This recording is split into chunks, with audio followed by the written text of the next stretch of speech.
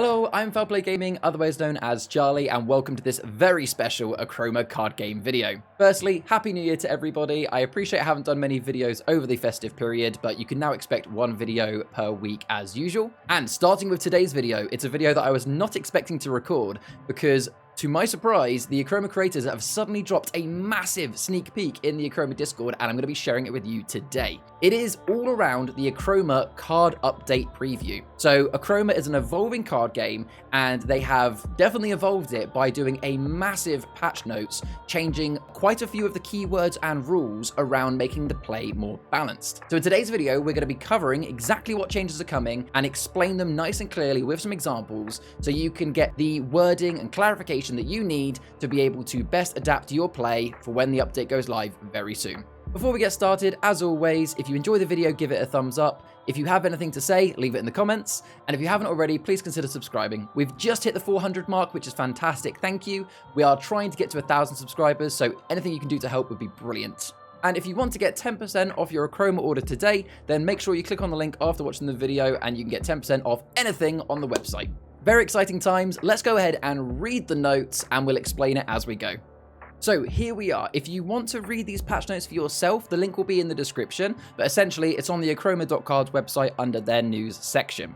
So let's read through this. So they've a little message from the creators here. We've always said Achroma will evolve, not just in new ways to play with your cards and interact with the universe, but also evolving how you play, whether it's in response to feedback or just us identifying ways to make a great game even better.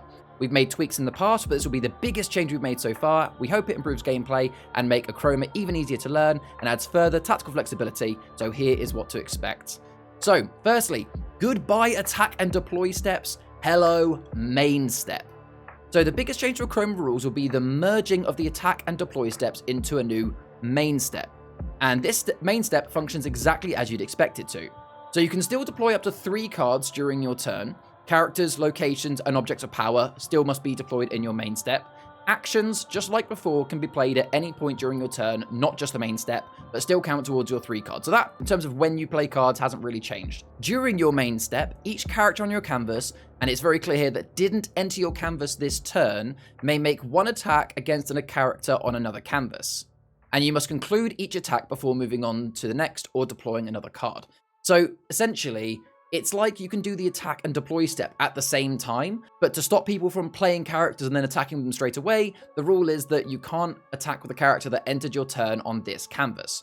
Essentially, it's like a summoning sickness in other games. But that's really good because the issue that they were having is that everybody always forgot about the attack step. They would draw a card and then straight away start going, I'll deploy this, I'll deploy that, and then having to backstep and go, oh man, I forgot to attack. The fact it's now like a main step, you could just do it all together, is just really, really simple and really nice. I do like they added this line here, conclude each attack before moving on to the next or deploying another card. I think that's to stop people from like starting an attack, then applying an object of power.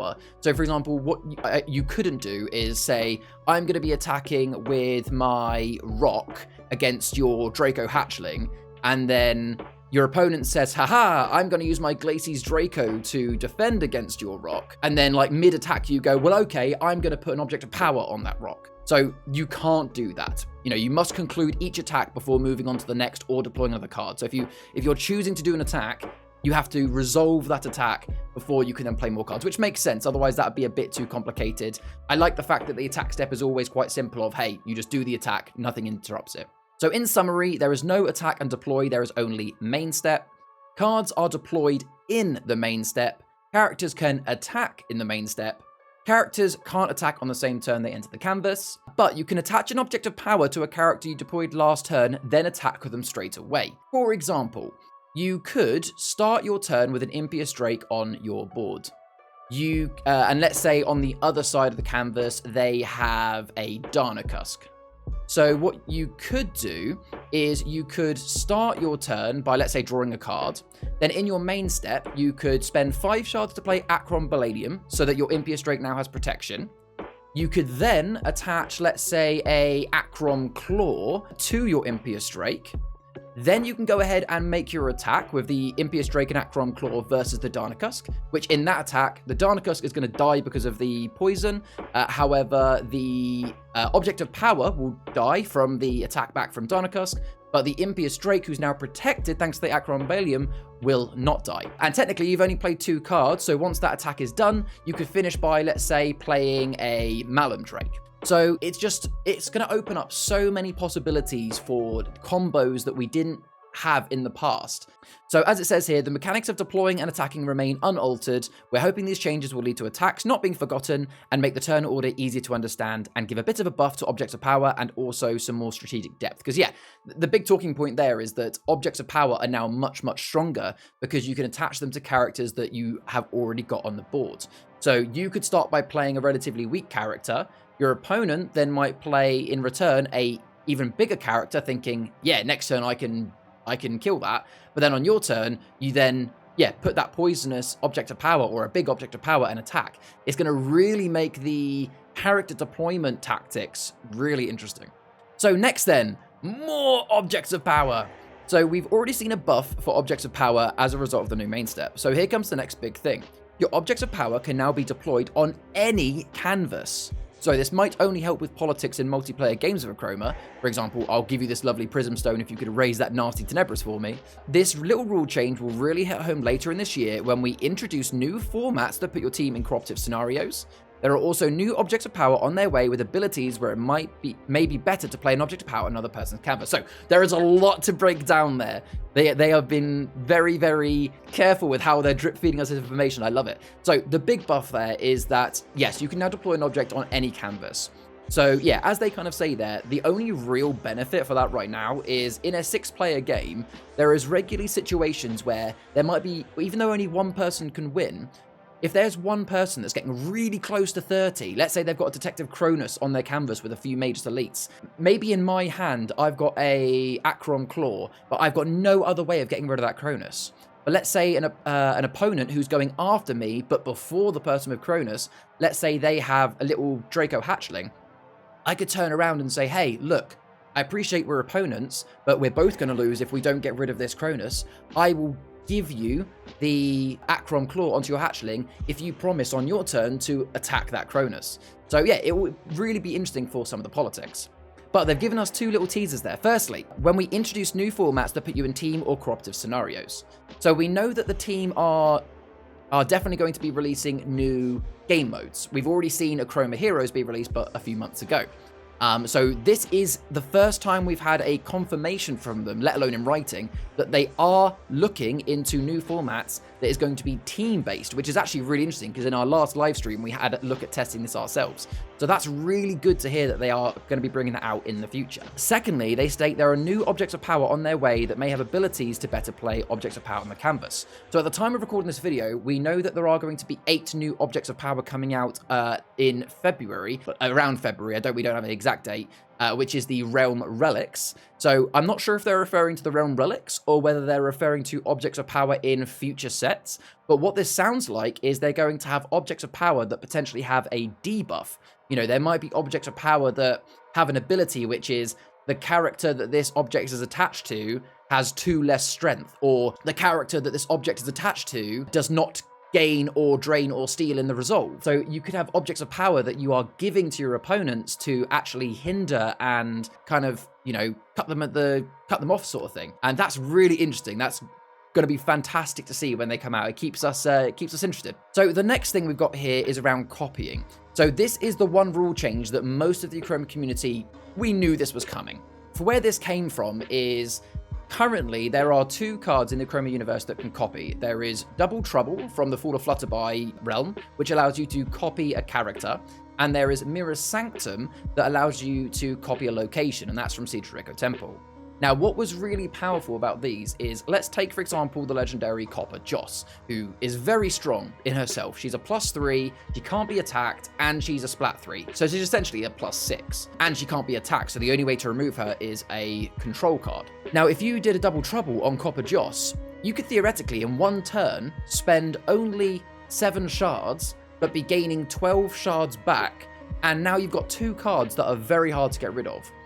This led to a lot of situations where as soon as, Double Trouble Copper Joss was down, in a turn or two, it would be game over, and you as the opponent would have very little you could do.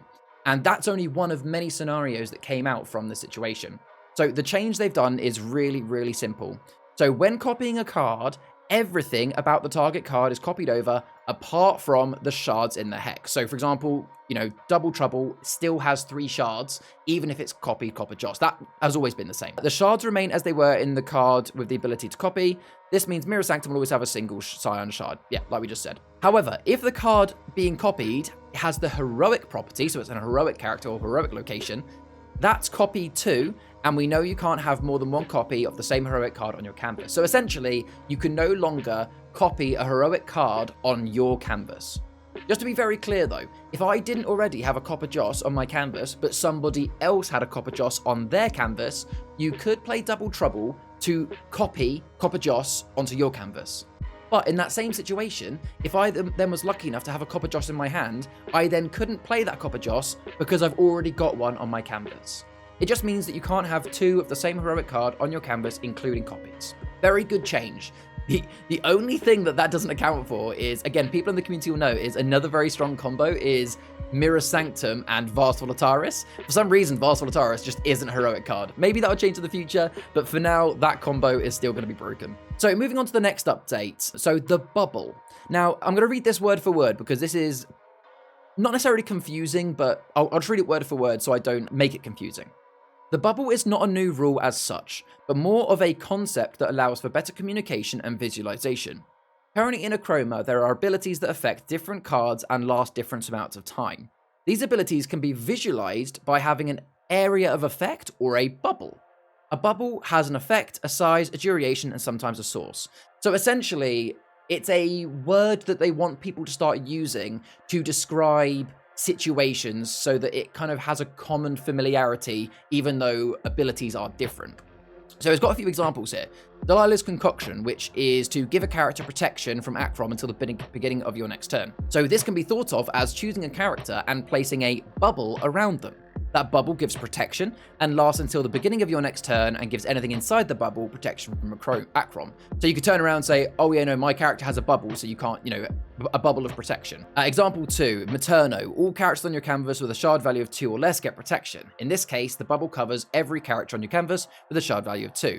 New characters that are played that meet the requirement will automatically be covered by the bubble. It really is just a word that is used to describe a situation. It's nothing, not an actual change to the game. So if the word bubble is confusing you, the good news is it's not a change, it's just a new way to think about these sorts of abilities. It does say here, there's more examples where bubble can be used to visualize abilities and effects. We'll be using it more in the future, so hopefully the concept makes Achroma even easier to learn and understand. So you might start seeing this keyword being used in the official Achroma videos, so it's good to know what it is. Now we get to some really interesting stuff. So we've got a few changes to a couple of the keywords. This is massive. This is completely game-changing in my opinion. So, a massive buff to the keyword protection. So I'll read it word for word, then we'll discuss it. As it stands, protection is a keyword with less impact on the game that we'd like. We've tinkered with it in the past, and we've decided to revert it back to the original intent and definition. So it's interesting to know that this is what they originally wanted. This means that protection will protect cards played from the hand, as well as effects and attacks from the canvas. This should make the keyword significantly stronger. There's a reason that cards with protection tend to be specific or conditional, rather than offer a blanket immunity. Get your Delilah Crockett's ready. So to be very clear, how protection works currently is, let's say that I had a few dragons out on my canvas and I played Dexter, Master of Dragons, who gives protection to all dragons. So what that meant previously was that these dragons that are in a bubble and protected by Dexter, if they were attacked, they would be invulnerable. So they'd be completely invulnerable to any attacks done during the attack step.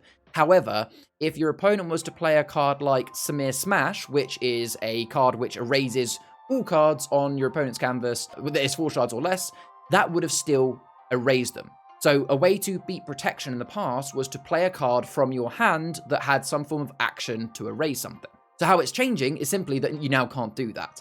If a card has protection, the only way to get rid of it is to, well, find a way to remove it without erasing it. Off the top of my head, there is only a few ways to do that. Firstly, it is to remove the card that is protecting it. So in that example, Dexter Master of Dragons isn't protected in that scenario, so your opponent would have to get rid of Dexter first by any means, and then the dragons won't be protected. There are other ways to get around this new protection. For example, there is a bounce from Fall of Flutterby. You could bounce a card that is giving protection back to someone's hand. There's also keywords in the Curdle Hill like claim and restrain that would still work as well. Now, you might still be sitting there thinking, oh my god, that's still crazy, because, think about combos like Dexter and Materno, whereby then all of your characters are within the bubble. How can you get through that? That's insane. So to make sure the protection doesn't go too much the other way and become too overpowered, they've also made a change to the keyword poisonous. So just because you're protected doesn't make you safe. Poisonous will ignore and bypass protection. So watch out for cave spiders, rubber dogs, and funguas. So to counter how powerful protection now is, they've also buffed poisonous. Poisonous still works in every other way that you know it to work now, but it has an extra feature, which is it bypasses protection. So if you are going against a deck that has lots of protection, then your cards with poisonous are going to become even more important.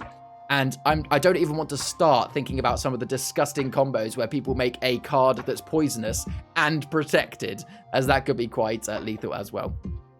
So as it says, that is about it. Expect an update on the Achroma.cards how to play page soon, a new tutorial video, and an updated Achroma app in due time. So at this point in time, I'm recording this on the 10th of January. We do not have an official released date for this update. They appear to be quite finalized on it. I don't know whether it's going to be coming out in the next few days, weeks. It might come out at the same time that the Realm Runners and Relics do, or maybe before. I don't know. But keep an eye on the official Achroma Discord and also on the Achroma website news page for when it goes live. But this is insane. The one thing I will say is I know that a lot of viewers have seen I've got some really useful how to play videos and shorts. Please be patient with me, but in the next few weeks I will be updating all of those to reflect the changes as well, just so that there's no misinformation. And there we go. That is the massive update coming to the card game Achroma. I'm still getting my head around just how epic some of these changes are going to be.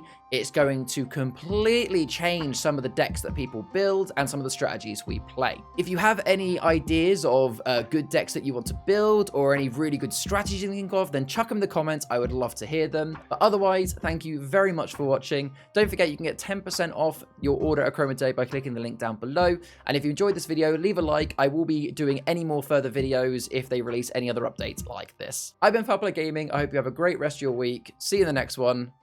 Stay wholesome. Bye-bye.